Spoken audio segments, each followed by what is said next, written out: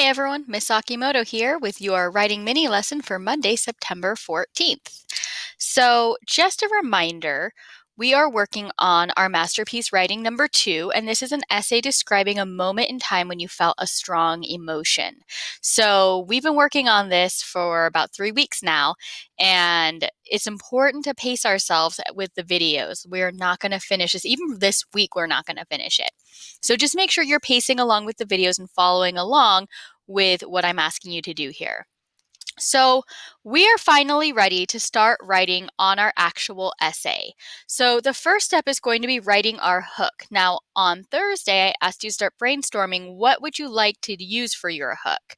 So, those first few sentences are really important. It's going to kind of have our reader either be interested in what we're writing or be super bored and probably stop paying attention.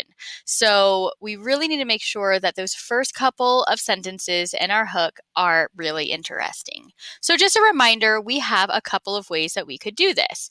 You could jump straight into the action and just write what's going on, like my heart was racing as I looked at my phone, a missed call. You could start jumping right in, and some stories are better suited for that than others. You could start with dialogue with two of your characters talking. You could start with a sensory detail. So that would be using our different senses and talking about what it is that's going on in our essay. We could use an emotional memory to start our essay, which I would not recommend for this one because it's already a narrative all about a memory. So it'd be like a memory and a memory, and it wouldn't work out great. So I would not use that one this time. I just want you to know it was there. Or you could start with a fact. Again, some essays are going to be better suited for that than others. So I'm going to escape and go into my masterpiece write. This is what it looks like. It's totally blank on the first page. And then I'm going to scroll down, and this is where all of our planning took place. So you should have already picked out kind of what was going on with your hook on Thursday. So I decided I was going to do that dialogue between my student and myself about what am I going to do, and that I'm starting to sweat bullets. So that's all I'm working on today. So I'm going to scroll back up to the top of my essay, see where it says title. I'm not even going to worry about that now. Sometimes the best titles come after we've written. So I'm just going to click down under it. I'm going to go up here. I'm going to change my alignment so that it is justified left so that we can start writing. And I'm going to hit the tab button. The tab button on your keyboard is your magical indent button. All I do is I press it. Oh my gosh, instant indentation. It's perfect. Hit tab. You will indent. And now I'm going to start writing my hook. So I'm going to think about it. I'm starting with my dialogue. So I'm going to have her say, oh, why is that underlined? Unclick underline. What are you going to do, Miss Akimoto? My student asked me. So I'm just going to start with my dialogue. I don't honestly love that's right next to the title, so I'm actually going to push it down one more space.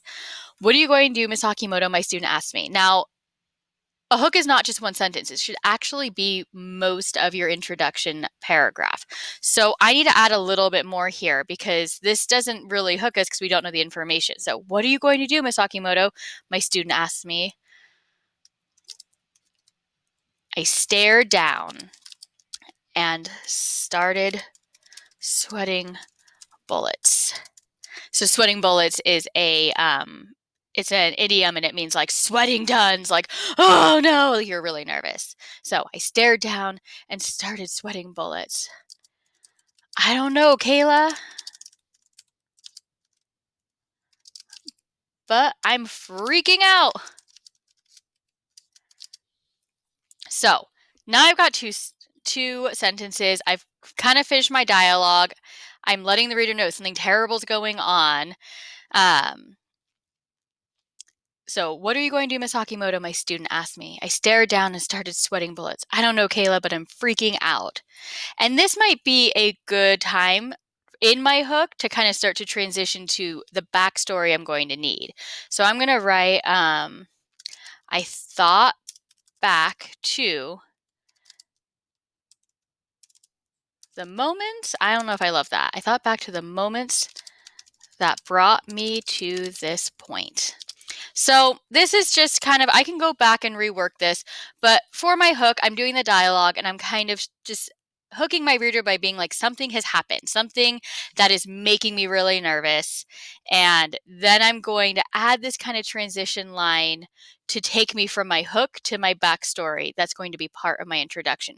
So all you have to worry about right now is that hook, that dialogue, that action, that sensory detail, that fact that's going to lead us into the rest of our introduction. So all you have to do is write that today. It doesn't even have to be perfect because when we're done drafting, we're going to go back and start editing. So get your hook done, and I will see you tomorrow.